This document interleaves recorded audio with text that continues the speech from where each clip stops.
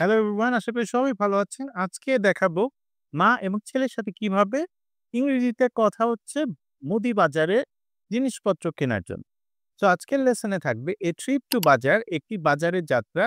এবং প্লটটা কি? প্লটটা দেখেন, Mr Sharma, Mrs Sharma. Mrs Sharma হচ্ছে busy homemaker realises she is running low on groceries. এর অর্থ মিসেস শর্মা একজন ব্যস্ত গৃহিণী। সে বুঝতে পারলো যে তার মুদির জিনিসপত্র যে ঘরের জিনিসপত্র এগুলো কমে গেছে। আচ্ছা, তখন সে কি করলো? এই যে সে কি করলো, তার ছেলেকে বলছে, ইনস্ট্রাক্টস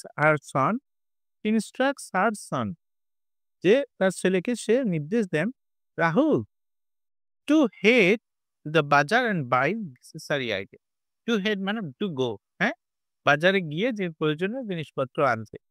এখন ছেলে আবার কি বলছে? ডেসপাইট হিজ রিলাক্টেন্স, মানে ছেলে চাচ্ছে না বাজারে যেতে, হ্যাঁ? রাহুল এগ্রিজ। তারপর সে এগ্রি হয়, সেটিং অফ টু বাজার। তার অনিচ্ছা সত্ত্বেও রাহুল রাজি হয় এবং বাজারে যেতে চায়। সো এই হচ্ছে আমাদের প্লট। এটার উপর একটা ভোকাবুলারি আমরা চলেন করি। সো দেখেন যে ডায়ালগ বিটুইন মাদার অ্যান্ড সান, মা ও ছেলের মধ্যে কথোপকথন অন বাইং গ্রসারি শপ। হ্যাঁ, গ্রসারি শপিং এর মধ্যে মাদার বলছে, Rahul, could you please go to the বাজার and buy some groceries for the house? Rahul, তুমি কি দয়া করে বাজারে গিয়ে বাড়ির জন্য কিছু মুদি সদাই কিনতে পারবে? থ্যাংক ইউ সুন্দর, প্লিজ, মানে কুড ইউ প্লিজ, তুমি কি যেতে পারবে শুনি? মাও সুন্দর করে পোলাইটলি ছেলেকে বলছে, রিকোয়েস্ট করে। সান বলছে, but mom, I was planning to hang out with my friends today. কিন্তু মা, আমি আজ আমার বন্ধুদের সাথে আড্ডা দেওয়ার পরিকল্পনা করছিলাম। ঠিক আছে, ছেলে এই কথাটা বলল। এখন মাদার বলছে, Rahul, helping out at home is important to, যে বাড়িতে সাহায্য করা গুরুত্বপূর্ণ। ঠিক আছে, দেখেন আমি এখানে বাংলা ইংরেজি দিয়ে দিয়েছি।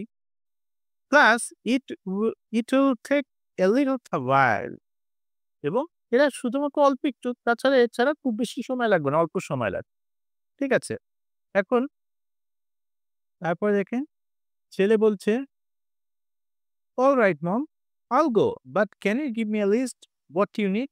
ছেলে, ঠিক আছে আমি যাব, কিন্তু আমাকে কি প্রয়োজনীয় একটি তালিকা দিতে পারবে? তখন মাদার বলছে, of course, here's the list. এই হচ্ছে তোমার লিস্ট, and please be careful on your way. হ্যাঁ, মা, অবশ্যই এখানে একটি তালিকা আছে, এবং তোমার যাত্রাপথে সতর্ক থাকবে। ঠিক আছে? এটা বলো, তোমার যাত্রাপথে সতর্ক থাকবে। আচ্ছা, তখন দেখেন এই যে সুন্দর কথোপকথনটা হলো, এই কথোপকথনের মধ্যে কিন্তু সুন্দর কিছু ভোকাবুলারি রয়েছে।